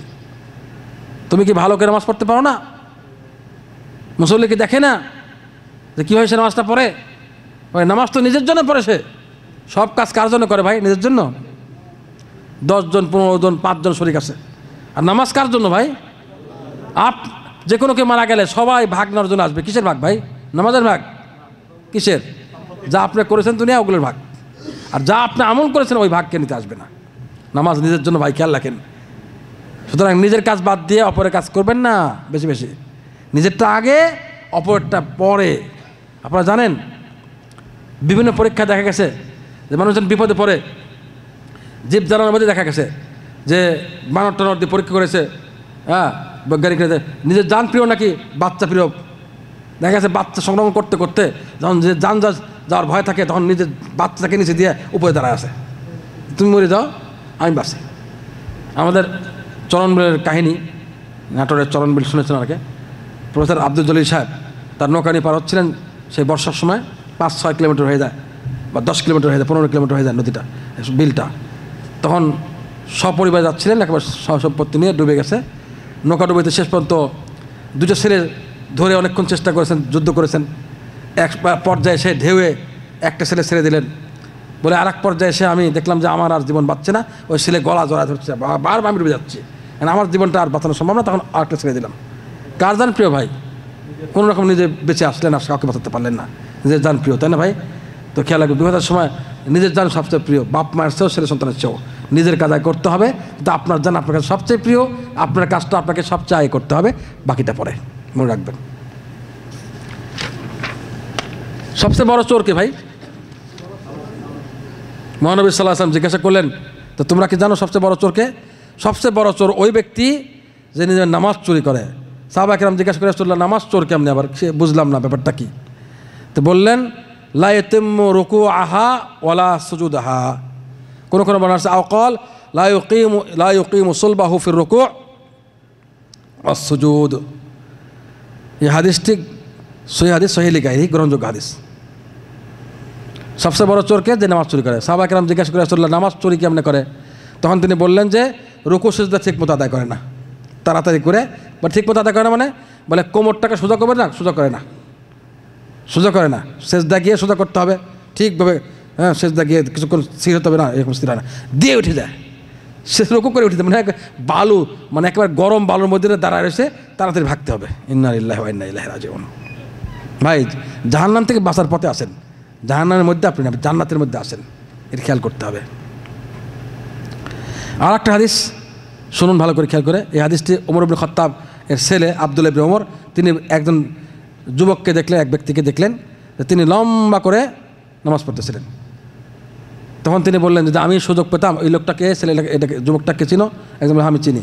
আমি সুযোগ পাই তাকে বলতাম তুমি সেজদা কি করো, হ্যাঁ আমি বলতাম যে তুমি রুকু এবং সেজদা লম্বা করো, বলতাম নামাজের রুকু এবং সেজদা লম্বা করো বলতাম। কেন? মহানবী সাল্লাল্লাহু আলাইহি ওয়াসাল্লাম আমি শুনেছি হাদিস, শুনুন, রাসূলুল্লাহ সাল্লাল্লাহু আলাইহি ওয়াসাল্লাম বলেছেন, ইন্নাল আবদ ইদা কামা ইলা সালাহ উতিয়া বিযুনুবিহি কুল্লিহা উতিয়া বিযুনুবিহি কুল্লিহা ফাউযিআত আলা আতিকাইহি ওয়া ফি রাওয়ায়াতিন আলা রাসিহি ওয়া আতিকাইহি ফাকুল্লামা রাকাআ আও সাজাদ তাসাকাতাত আনহু রাওয়াহু বাইহাকি বিসনাদিন সহিহ। হাদিসটি সহিহ। মহানবী সাল্লাল্লাহু আলাইহি ওয়াসাল্লাম কি বলেছেন? তো এই কথাই ইবনে ওমর রাদিয়াল্লাহু আনহু বলতে চাচ্ছিলেন যে আমি বলতাম রুকু এবং সিজদা কী করার জন্য? লম্বা করার জন্য বলতাম, তাড়াহুড়া না করতে বলতাম। কেন? আমি রাসূলুল্লাহ সাল্লাল্লাহু আলাইহি ওয়াসাল্লাম শুনেছি, তিনি হাদিসটা বর্ণনা করলেন যে বান্দা যখন নামাজে দাঁড়ায় তার সমস্ত গুনাহ তার মাথার উপরে অথবা দুই কাঁধের উপরে রেখে দেওয়া হয়। এই দুই কাঁধে রেখে দেওয়া হয়। আল্লাহ পাকের হুকুমে যারা আনেন তারা আনেন, ফেরেশতা যাক আল্লাহ পাকের হুকুমে যেভাবে আসা তোকে আসে। যখনই সে রুকু এবং সিজদা করে, রুকুতে গেল, আচ্ছা মাথার উপরে এবং কাঁধের উপর যদি রাখা হয় তো রুকুতে গেলে আর সিজদা গেলে কী অবস্থা হবে? বলে যখনই রুকু এবং সিজদা করে সব গুনাহগুলো পড়তে থাকে। তা রুকু সিজদা লম্বা করলে কী হবে? সব গুনাহগুলো আস্তে আস্তে পড়ে যাবে। খেয়াল করবেন, এই হাদিসটি খেয়াল করলে ইনশাআল্লাহ রুকু সিজদা লম্বা হয়ে যাবে ইনশাআল্লাহ। কারণ আমার গুনাহগুলো ঝরতেছে, পাপ নির্মল হচ্ছে। যখনই পাপ মুক্ত হবেন, পাপগুলো ঝরে যাবে, দুনিয়া আবাদ হবে, আখিরাত আবাদ হবে, মনও শান্তি পাবেন, ব্যবসা বরকত হবে, ছেলেমেলে ভালো হয়ে যাবে, হ্যাঁ, স্ত্রী ভালো হয়ে যাবে, মানুষজন ভালো হবে, আপনাকে ঘন ঘন শ্রদ্ধা করবে, হ্যাঁ, দুনিয়ায় ইজ্জত পাবেন, আখিরাতে ইজ্জত পাবেন, দেখবেন সব দেখতে শান্তি এসে যাবে। পাপের গুনাহ এটা আগুন, জাহান্নামের আগুন, ওইটা নিয়ে মাথায় নিয়ে কাঁধে নিয়ে অনেক কষ্ট, তাই না ভাই?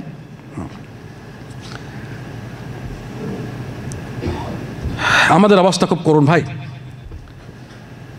আমরা তো যত তাড়াতাড়ি ভাই ইমাম সাহেব যে শর্ট পরে তার কাছে নামাজ পড়তে যাই, আর একটু লম্বা করলে রাত নাই, লম্বা রুকু করে থাকে, সেজদা করে থাকে, এত লম্বা সময় নেই, কাজ খায় দেয়, কাম নেই। আমাকে তো ব্যবসা বাণিজ্য আছে। ভাই আজকে থেকে লম্বা ইমাম ধরবেন, নিজের কাজ সবচেয়ে বেশি গুরুত্ব নিজেকে দেবেন। যে নিজের গুরুত্ব দেয় না সে অপরকে গুরুত্ব দেবে না। 4 নম্বর পয়েন্ট হলো নামাজের খুশু খুঁজো। এই কিছু দু একটা উদাহরণ দিয়ে আমি শেষ করে দেবো, সময় বোধহয় 10 মিনিট বেশি হয়ে গেল কিনা, 10-15 মিনিট। খুশু খুঁজো 4 নম্বর পয়েন্ট। নামাজে ধ্যান কীভাবে আসবে একটু দু একটা ঘটনা বলি আমি শেষ করে দিচ্ছি। এবার নামাজের মূল রুহ কী বলেন তো? শরীরে একটা রুহ থাকে না? মানুষের শরীরে রুহ আছে না নাই? রুহ থাকলে মানুষ জীবিত, আর রুহ না থাকলে মানুষ মৃত। তো নামাজের রুহটা কী বলেন তো? খুশু খুঁজো। খুশু খুঁজো মানে বিনয়, ধ্যান, নামাজের খেয়াল। এটা হলো অন্তরের সঙ্গে আল্লাহর সম্পর্ক করা, এইটা নামাজের রূহ। এইটা না হলে, আল্লাহর সঙ্গে অন্তরের সম্পর্ক না হলে যদি এমনি নামাজ হয়, এটা একটা সিস্টেম, পদ্ধতি, ডিউটি আদায় করলাম, শুধুমাত্র যা করার করলাম, পড়লাম, রুকু সিজদা করে উঠে চলে গেলাম, ডিউটি আদায় হলো। কিন্তু আসলে যে উদ্দেশ্যে এটা, আপনারা জানেন বুখারী শরীফ হাদিস, আবু হুরায়রা রাদিয়াল্লাহু সেই প্রসিদ্ধ হাদিস, আপনি যখন বলেন আলহামদুলিল্লাহ রাব্বিল আলামিন, আল্লাহ পাকের পক্ষ থেকে উত্তর দেওয়া হয়। প্রত্যেকটা আয়াতের উত্তর আসে, হামিদানি আব্দি, বান্দা আমার প্রশংসা করলো, এবার প্রত্যেকটা আয়াতের উত্তর। এই জন্য একটা আয়াত পড়ুন, একটু থামতে হবে, যে আল্লাহ পাক উত্তর দিচ্ছে আমি শুনবো, আল্লাহু আকবার, অন্তর দিয়ে শুনতে হবে, কান দিয়ে না। তাহলে প্রত্যেকটা আয়াত ধীরে স্থিরে এবং আল্লাহর সঙ্গে বান্দার সাক্ষাৎ, এটা মেরাজ, মোমেনদের মেরাজের মোমেন্ট, আসসালাম মেরাজের মোমেন্টটা হাদিস না, কিন্তু এরা সত্য কথা, বাস্তব। এটাই তো আল্লাহর সঙ্গে সাক্ষাতের মাধ্যম, সবচেয়ে নিকটবর্তী হচ্ছে বান্দা আল্লাহর এই নামাজের মাধ্যমে, তাই না? সূরা ফাতিহা পড়তেছেন, আল্লাহ উত্তর দিচ্ছে। সুতরাং নামাজের সম্পর্ক মেইন হলো, নামাজের রূহ হলো কি ভাই? ধ্যান, খুশু খুজু, মগ্ন হওয়া, আল্লাহর সঙ্গে অন্তরের সম্পর্ক হয়ে যাও, এটা হলো নামাজের রূহ। এটা না থাকলে কোনো লাভ হলো না। যে উদ্দেশ্য নামাজ কায়েম হয়েছে, নামাজের যেটা উদ্দেশ্য, ওটা উদ্দেশ্য আমি নেই। এই জন্য আল্লাহ পাক প্রশংসা করেছেন। আয়াত পড়ে দেখুন সূরা মুমিনের, হ্যাঁ, প্রথম আয়াত পড়ে দেখুন, আউযু বিল্লাহি মিনাশ শাইতানির রাজিম, কদ আফলাহাল মুমিনুন, মুমিনরা কামিয়াব, সাকসেসফুল হয়েছেন। কারা? আল্লাযীনা হুম ফি সালাতিহিম খাশিউন। প্রথম গুণ, কোন মুমিনরা কামিয়াব হয়েছে, সাকসেসফুল? যারা নিজের নামাজে খুশু ধ্যানে মগ্ন থাকে, বিনয়ী হয়ে নামাজে ধ্যান করে, খেয়াল করে। আল্লাহু আকবার। প্রথম শর্ত এটা কামিয়াব হওয়ার জন্য, সাকসেসফুল হওয়ার জন্য। তাহলে মোমেন কামিয়াব হবে কখন? যদি নামাজে ধ্যান থাকে, খুশু থাকে, এবং নামাজে বিনয় এবং খুশু থাকে, ধ্যান থাকে আল্লাহর সঙ্গে, না হলে হবে না। অন্তর রয়ে গেলে ব্যবসা বাণিজ্য। একজন বলে, ইমাম সাহেব আপনার নামাজ আজকে ভুল হয়ে গেছে। কেন? বলে না, আপনি আজকে 2 রাকাত পড়েছেন। না, আমি তো 4 রাকাত পড়লে। আর কোনো মুসল্লি তো অবজেকশন দিচ্ছে না, আপনি খালি একা দিচ্ছেন। বলে আপনি কেমনে বুঝলেন? কোনো মুসল্লি কি ভাই কন, আমাদের তো 4 রাকাতই মনে হচ্ছে। কয় না রে ভাই, ইমাম সাহেব 2 রাকাত পড়ছে। কেমনে বুঝলেন 2 রাকাত পড়ছে? কারণ আমি প্রত্যেক দিন 4 রাকাত নামাজে 4টে দোকানে হিসাব করে, আজকে 2 দোকানে হিসাব করতে আমার নামাজ খতম হয়ে গেছে। এই নামাজ হবে কোন? 2 দোকানে হিসাব করছে, আজকে বেচা বেশি হয়েছে, 2 হিসাবেই ইমাম সাহেব সালাম ফেরে ফেলেছে। 4টে দোকান যেতে পারেন। ইন্না লিল্লাহি ওয়া ইন্না ইলাইহি। সে তো ওখানে নকল করছে নিজের মসজিদের কথা। বলে একজন মুসল্লি শয়তানে দিচ্ছে যে ফাতুরা হিসাব কর। ফাতুর ভাইকে নামাজের মধ্যে হিসাব কৌশল করছে, মোবাইল দিচ্ছে। আউযুবিল্লাহ। ওই জায়গায় ভুল হচ্ছে, ঠিক করো, নামাজের মধ্যে ঠিক করছে। আউযুবিল্লাহ। এই নামাজ হবে ভাই? হবে? এটা তো মুনাফিকের নামাজ। কার নামাজ ভাই? মুনাফিক নামটা নিতে কেউ আমরা রাজি? বললে মারামারি হয়ে যাবে। এই মুনাফিক কইছে পারে, মারামারি কাটাকাটি হয়ে যায়, ঠিক কিনা? তাহলে ওই কাজটা কেমন করব? না, কখনো করা যাবে না ভাই। আসুন, ইবনে ওয়াহাব বলেন যে সুফিয়ানে সৌরি, ইমাম বুখারীর ওস্তাদ, তাকে আমি দেখেছি হারাম শরীফে মাগরিবের পরে, তিনি মাগরিব নামাজ পড়ার পরে সেজদায় গেছেন। এক সেজদা থেকে উঠতে উঠতে ইশারা আদান হয়ে গেছে। সুবহানাল্লাহ। ধ্যান কোথায় ভাই? বলেন, দোকানের ধ্যান থাকলে হতো সম্ভব? এটা কেউ ইচ্ছা করে পারবে মাগরিব থেকে সেমন সেজদা পড়ে থাকবে? হবে? কোথায় রয়ে গেছে ভাই ধ্যানটা? কোথায়? সেজদা চলে গেছেন। আল্লাহু আকবার। কানেকশন হয়ে গেছে আল্লাহর সঙ্গে, বান্দার সঙ্গে আল্লাহ কানেকশন হয়ে গেছে। আল্লাহু আকবার।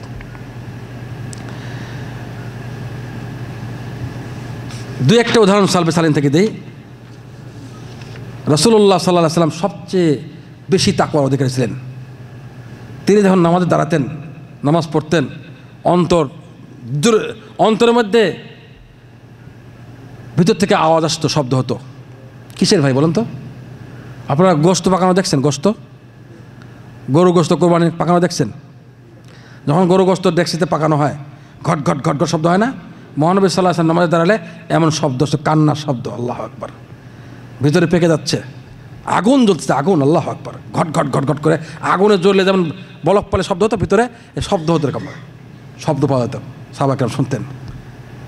ইবনে জুবাইর রাদিয়াল্লাহু তাআলা আনহু, আব্দুল্লাহ ইবনে জুবাইর যখন নামাজ দাঁড়াতেন, এটা খুঁটির মতো মনে হতো, খুঁটি দাঁড়িয়ে আছে।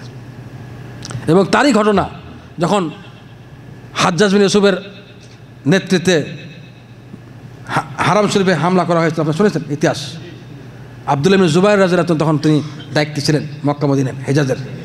তিনি নামাজ অবস্থা ছিলেন মক্কাতে। হিজির, এটাকে হাতিম বলি না আমরা, হাতিম, ওই যে একটা অতিরিক্ত অংশ এখনও কাবাল অংশ কিন্তু ঘিরে দেওয়া আছে, ওর ভিতরে তিনি নামাজ পড়তেছিলেন। তখন তাকে চারিদিক থেকে ক্ষেপণাস্ত্র, আগুনের ক্ষেপণাস্ত্র ছাড়া হচ্ছে। এগুলো আগুনের মিনজালিক বলে এটাকে। মিনজালিক মানে আগুনের ক্ষেপণাস্ত্র। দূর থেকে এবার ছেড়ে দিত, খোঁজ পড়তো, তার গায়ের উপর আশেপাশে আগুন পড়তেছে, হামলা করে দিছে হাজ্জাজ বিন ইউসুফ।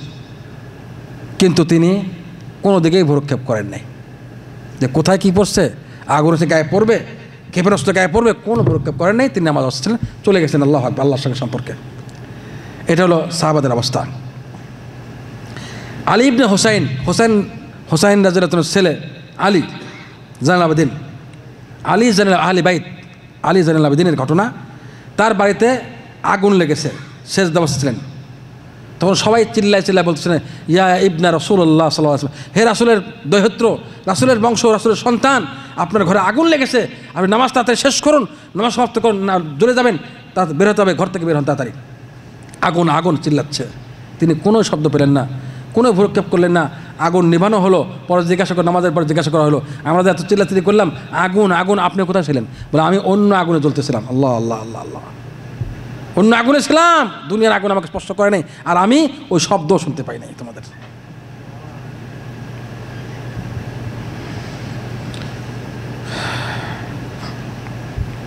ইয়াকুব ইবনে ইসহাক, তার কাদের উপর থেকে চাদর চুরি করা হয়েছে এবং আবার ফেরত দেওয়া হয়েছে নামাজ অবস্থায়, 13 পাননি তিনি। শুনছে বড় বুজুর্গ, আবার আল্লাহর হুকুম ফেরত দিয়ে গেছে, 13 পাননি তিনি। এভাবে অনেক ঘটনা সাহাবা কিরামদের, সালফে সালিনদের আছে। যা বলতে গেলে অনেক সময় লাগবে। যতটুকু বলা হলো, আমরা কি শুধুমাত্র ওই নড়াচড়া দিয়ে, রুকু সেজদা দিয়ে শুধুমাত্র নড়াচড়া করব, নাকি অন্তরে একটা সম্পর্ক লাগবে, খুশু খোঁজো? এই যে ঘটনা বললাম ভাই, একজনের ঘটনা আমি যদি আমল করতে পারি, যদি গবেষণা করে আল্লাহ আমাকে মতো বানিয়ে দোয়া করতে পারি এবং প্রত্যেক নামাজে খেয়াল করতে পারি, একদিন ওই বহু দূরের লক্ষ্য আমি টার্গেট করবেন যে 100 হাত দূরে আমি ঢেলতে পারবো, কমপক্ষে 50,000 পৌঁছবে ইনশাআল্লাহ।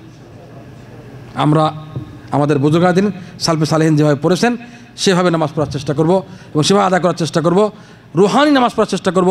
সাহাবায়ে কেরাম তাকবীরুল্লাহ সহকারে পড়ব, জামাত সহকারে পড়ব এবং 5 ওয়াক্ত নামাজ জামাত তাকবীরুল্লাহ সহকারে প্রথম কাতারে গিয়ে পড়ব এবং ধ্যান, ধীর স্থির বিনয়ভাবে ধ্যান করে, নামাজে খেয়াল করে, অর্থ খেয়াল করে, আল্লাহর সঙ্গে সম্পর্ক করে নামাজ আদায় করবো ইনশাআল্লাহ। তবেই নামাজ আমাদের মুক্তি দেবে, দুনিয়ার মুক্তি এবং আখিরাতের মুক্তির জন্য ব্যবস্থা হবে ইনশাআল্লাহ তাআলা। নামাজের ভাগগুলো বলে শেষ করবো। একটা হাদিস, নামাজ মহানবী সাল্লাল্লাহু আলাইহি ওয়াসাল্লাম বলেছেন, আমরা কোন ভাগে সেটা এই সবকটা নিয়ে যাবো আজকে ইনশাআল্লাহ। আমরা উঠবো ইনশাআল্লাহ, দোয়া পড়বো 1 মিনিটের মধ্যে। আমরা কোন ভাগে? মহানবী সাল্লাল্লাহু আলাইহি ওয়াসাল্লাম বলেন, মানুষ নামাজ পড়ে, নামাজ থেকে ফিরে আসে, তার জন্য নামাজের 10 ভাগের 1 ভাগ, 9 ভাগের 1 ভাগ, 8 ভাগের 1 ভাগ, 7 ভাগের 1 ভাগ, 6 ভাগের 1 ভাগ, 5 ভাগের 1 ভাগ, 4 ভাগের 1 ভাগ, 3 ভাগের 1 ভাগ এবং কারো জন্য অর্ধেক নামাজ লেখা হয়, এর বেশি লেখা হয় না। ইন্না লিল্লাহি ওয়া ইন্না ইলাইহি। তা আমরা কি 10 ভাগে আসবো না পরিপূর্ণতে আসবো ভাই? হ্যাঁ, তাহলে পরিপূর্ণ আসতে হলে নামাজকে নামাজের মতো আদায় করতে হবে। সমস্ত শর্ত শরায়াতগুলো নামাজ জানতে হবে, শিখতে হবে, অর্থ জানতে হবে, কেরাত শুদ্ধ করতে হবে, সূরা ফাতিহা শুদ্ধ করতে হবে, রুকু সিজদা শুদ্ধ করতে হবে, সেজদা শুদ্ধ করতে হবে। সেজদাতে পুরো 11টা সুন্নত আছে। কয়টা? সেজদাতে 11টা সুন্নত আদায় করলে সেজদা ঠিক মতো আদায়। রুকুতে 4-5টা সুন্নত আছে। এভাবে প্রত্যেকটা দিন শিখতে হবে। আল্লাহ পাক কখনো তৌফিক দিলে নামাজের সুন্নতগুলো আদায় করবো, কীভাবে রুকু সেজদা হবে, হ্যাঁ সেজদা করতে হবে, দাঁড়াতে হবে, এগুলো নিয়ে ইনশাআল্লাহ তৌফিক দিয়ে আলোচনা করা হবে। প্র্যাকটিক্যাল আজকে যেটা বললাম সাহাবায়ে কেরামদের, সালফে সালেহিনদের, বুজুর্গাদিনের ঘটনা, আশা করি তাদের ঘটনা আমাদের উপরে ইনশাআল্লাহ কিছু হলে প্রভাব বিস্তার করবে এবং আমরা প্রত্যেকে দেখবো আমাদের কতটুকু কী হয়েছে। আজকে থেকে ওই যে রেস প্রতিযোগিতা 40 দিন, এই প্রতিযোগিতা ঢুকে যাবো আজকে ফজর থেকে ইনশাআল্লাহ। ওখানে থাকবো মৃত্যু পর্যন্ত ইনশাআল্লাহ। সাকসেসফুল না হলে থাকবো এবং একবার আল্লাহ তাকে তৌফিক দিলে জীবনে আর কখনো জামাত ত্যাগ করবে না ইনশাআল্লাহ। একবার যদি 40 পার করতে পারে কেউ, সার্টিফিকেট আল্লাহ দিয়ে ফেলবে এবং তার কখনো মিস হবে না ইনশাআল্লাহ মৃত্যু পর্যন্ত। দেখবেন ওই রেসে ঢুকে ওই রেসে থাকবো, ওই প্রতিযোগিতায় থেকে যাবো আমরা সবসময় জামার জন্য। হ্যাঁ, এই জন্য আপনাকে অবশ্যই এর থাকতে হবে। এই ব্যক্তি যে প্রতিযোগিতা থাকবে, যে 5 ওয়াক্ত নামাজ জামাত এবং তাকবীর সহকারে পড়বো, ওই ব্যক্তির অন্তর কার সঙ্গে থাকবে? মসজিদের সঙ্গে লেগে থাকবে, তাই না ভাই? যে কখন জামাতে গিয়ে আদায় হবো। আর ওই 7 ব্যক্তির মধ্যে এক ব্যক্তি যিনি আরশে আযমের ছায়ার নিচে থাকবে, ওই দিন যেদিন আল্লাহর ছায়া ছাড়া কোনো ছায়া থাকবে না। বুখারী শরীফের হাদিস, বিশুদ্ধ হাদিস, আল্লাহর ছায়া ছাড়া ছায়া থাকবে না। ওর মধ্যে 7 ব্যক্তির মধ্যে এক ব্যক্তি হবেন ওই ব্যক্তি কলবুহু মুআল্লাকুম বিল মাসাজিদ, যার অন্তর মসজিদের সঙ্গে লেগে থাকবে। যে ব্যক্তি ওই প্রতিযোগিতা থাকবে 40 দিন আমি তাকবীর সহকারে, জামাত সহকারে, খুশু সহকারে, ধ্যান সহকারে, বিনয় সহকারে নামাজ আদায় করবো, ওই ব্যক্তির অন্তর মসজিদের সঙ্গে লেগে থাকবে। আর ওই ব্যক্তি ইনশাআল্লাহ আরশে আযিমে নিচে আল্লাহর পাকে ছায়া পাবেন কিয়ামতের মাঠে ইনশাআল্লাহ। আল্লাহ পাক আমাদের সবাইকে তৌফিক দান করুন। ওয়া আখিরু দাওয়ানা আলহামদুলিল্লাহি রাব্বিল আলামিন। 2-4 মিনিট প্রশ্ন করলে করতে পারেন, নাহলে শেষ করে দিই। কে যেন বলছে 12:30 তো হয়ে গেল কনক ভাই। হ্যাঁ, 1 মিনিট আছে, 1 মিনিটে প্রশ্ন করলে করেন, 2-একটা আমি অনেক শেষ করে দিই। 1 মিনিট।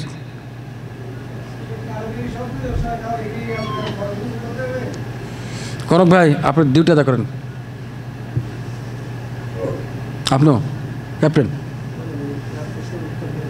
না, ওই যে দেখেন কয়জন দেখেন, মাশাআল্লাহ বড় ক্যাপ্টেন। হ্যাঁ, সব প্রদর্শনে কী করতে হবে? কি প্রশ্ন? কি ফরজ গোসল করতে হবে? অবশ্যই ফরজ, সব প্রদর্শনে ফরজ গোসল করতে হবে এবং নামাজ আগে করতে হবে, নামাজের আগে করা ফরজ খেয়াল রাখতে হবে এবং জামাতের আগে করা ফরজ খেয়াল রাখতে হবে। আপনি যখন ওঠেন জামাতের আগে ফজর গোসল করে নিতে হবে, পবিত্র হতে হবে এবং জামাত কায়েম করতে হবে। কীভাবে করতে হবে? প্রথমে যেটা নিয়ম, যে সমস্ত স্থানে স্পর্শ করেছে, লেগেছে, ওগুলো ধুয়ে ফেলা। অঙ্গ যেগুলো লেগেছে সেগুলো ধুয়ে ফেলা, টাচ করেছে যেগুলো। এরপরে নামাজের ওজুর মতো ওজু করা, নামাজের ওজুর মতো ওজু করা এবং বিসমিল্লাহ পড়ে নিন আগে। এরপরে ডাইন দিক থেকে মাথার উপর থেকে পানি ঢেলে সম্পূর্ণ শরীর ভিজে দেওয়া, এটা হলো সংক্ষিপ্ত নিয়ম। আবার বলি, প্রথমে অ্যাট ফার্স্ট আপনাকে হাত হাত হাত ধুয়ে দেবে কবজি মতো, কারণ হাত দিয়ে সাফ করতে হবে না, বা হাত দিয়ে বিশেষ করে। এবার বা হাত দিয়ে যেগুলো ময়লা লেগেছে ওগুলো সাফ করে ফেলান ওজুর আগে, পরিষ্কার যেখানে টাচ করেছেন ওগুলো লেগেছে আর কি। সাফ করার পরে নামাজের ওজুর মতো 2 নম্বর ওজু করবেন। এরপরে ডাইন দিক থেকে উপর দিকে পানি ঢেলে সমস্ত শরীর ভিজে ফেলবে, সমস্ত শরীরের অঙ্গ প্রত্যঙ্গে প্রত্যেক জায়গায় পানি আসতে হবে। একবার ভিজে দিলে যথেষ্ট ইনশাআল্লাহ সমস্ত শরীর। বললাম তো নিয়ত আগে করে বিসমিল্লাহ বলে আগে নিয়ত করে দেবে। অন্তরেই পবিত্র হওয়ার নিয়ত করবে, পবিত্র হওয়ার নিয়ত করবে। হ্যাঁ, যদি পানি না থাকে তাইমুম করবে। হ্যাঁ,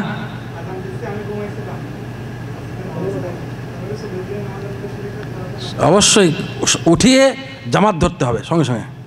আজান অবস্থা ঘুমিয়ে থাক, কিন্তু আজানের পর উঠতে হবে, জামাত তাকবীরের সাথে ধরতে হবে, তবে না। আর আজান অবস্থা ঘুমিয়ে গেছে, জামাতে গেছে বোনের, তাতে 40 দিন কিছু মোনাফেকের দলে। ওই অবস্থা ঘুমিয়ে থাকলে তো জাহান্নামে, বুখারীর হাদিস, মাথা ভেঙে চুরমার করে দেওয়া হবে, পরিষ্কার বুখারী হিসেবে। নামাজ না পড়ে ঘুমিয়ে থাকলে, জামাত না পড়ে নামাজ না পড়ে ঘুমিয়ে থাকলে মাথা ভেঙে চুরমার করে দেওয়া হবে জাহান্নামের আগুনের মধ্যে। বারবার হাবুডুবু খাবে, সামনে আসার চেষ্টা করবে, ওঠার চেষ্টা করবে, আবার মারা হবে, আবার হাবুডুবু খাবে, আবার আসবে, এভাবে শাস্তি হবে। মাথা ভেঙে চুরমার, বিশাল পাথর নিয়ে ফেরেশতা দাঁড়িয়ে আছে। ওগুলো তো করা যাবে না কখনো। জি, নিয়ত করতে হবে 40 দিনের রেসে, একদিনও 40 দিনের বাইরে থাকবেন না। বলেন 40 দিনের রেসে কে কে আছেন? হাত তোলেন। আবার ইনশাআল্লাহ আজ থেকে নিয়ত, আল্লাহ কবুল করে, আল্লাহ রেস থাকবেন, নিয়ত ঠিক রাখবেন ইনশাআল্লাহ। আল্লাহ পাক এই যে আপনার নিয়ত কলব দেখবে, অন্তর দেখবে ইনশাআল্লাহ। আল্লাহ দেখবেন আপনার নিয়ত আছে, বান্দাকে তৌফিক দেবেন একদিন ইনশাআল্লাহ। দেখবেন দুনিয়া আওয়াজ হবে আখিরাত, দুনিয়ার সব টেনশন দূর হয়ে যায়। 40 দিনের রেস পার করা মানে আপনার দুনিয়ার সব টেনশন দূর হয়ে যাওয়া। কীভাবে পার হবে, কীভাবে করবেন, সেটা আল্লাহ পাকের দায়িত্ব। আপনার যে ব্যক্তিকে আল্লাহ পাক 2টা সার্টিফিকেট দেবেন, জাহান্নাম থেকে মুক্তি সার্টিফিকেট, স্পেশাল সার্টিফিকেট, এবং মুনাফিক থেকে মুক্তি, আল্লাহ পাক তার সমস্যার সমাধান করবেন না? অবশ্যই করবেন, অবশ্যই করবেন, কোনো সমস্যা, কোনো সন্দেহ নেই। ইমাম সাহেব সূরা ফাতিহা স্টার্ট করার আগেই সালাম শেষ করা কি জরুরি? ইমাম সাহেব যদি ফাতিহা শুরু করে দেয়, আগে সালাম শেষ করতে হবে, আর না হলে সানা পড়ার টাইম থাকে না। এরপরে সূরা ফাতিহা পড়া শুরু করলে আপনাকে ফাতিহা শুনতে হবে, এবং ফাতিহা শেষ করলে আবার ফাতিহা পড়তেও হবে। যদি সালাম না পড়তে বলেন তাহলে তাকবীরটা পাবো? পাবে, হ্যাঁ ইনশাআল্লাহ, ইনশাআল্লাহ। সবচেয়ে ফার্স্ট হলো সঙ্গে সঙ্গে সানা পড়ার আগেই তাকবীর হলো মানে শুরু হয়। সেকেন্ড পর্যায়ে হলো সানা পড়তে পারেনি, সূরা ফাতিহা শুরু করছে, তখন এসে শুরু হয়েছে, তবুও তাকবীর পাওয়া যাবে ইনশাআল্লাহ। কিরাত পড়তেছে, এসে শুরু হয়ে গেল। ফরজ আগে আলোচনা করেছি, ফরজ জামাত ত্যাগ করা এমন গুনাহ যে মুনাফিক হয়ে যায়, তাহলে ফরজ না হলে কেমন হবে? জি, মহানবী সাল্লাল্লাহু আলাইহি ওয়াসাল্লাম বলেছেন যে আমার ইচ্ছা হয় যারা মসজিদে এসে জামাত পড়ে নাই তাদের ঘরে গিয়ে আগুন জ্বালিয়ে দেবে তাদেরকে। জান নাই 2 কারণে, যেখানে বাচ্চারা আছে, মহিলা, যাদের জামাত ফরজ না, তাহলে আগুন দিয়ে সে রহমত পাওয়ার যোগ্য না।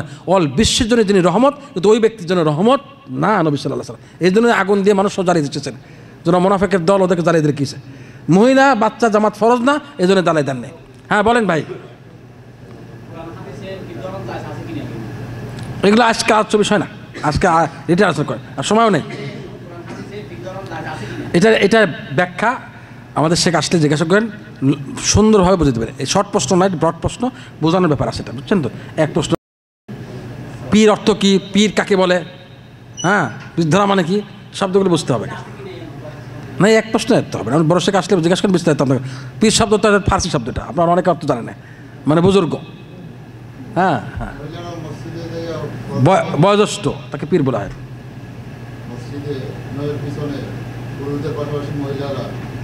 এই প্রশ্নটা আপনি বড় শেখ আসলে করেন, সুন্দরভাবে বুঝে দেবে, এক শব্দে না। শব্দ অর্থ, পীর মানে ওস্তাদ দিচ্ছেন, পীর মানে কি নিচ্ছেন, শব্দের অর্থ কোত্থেকে আসছে। হ্যাঁ, বললেন তো ফার্সি শব্দটা, মানে বয়স্ক মানুষকে পীর বলা হয় ফার্সিতে।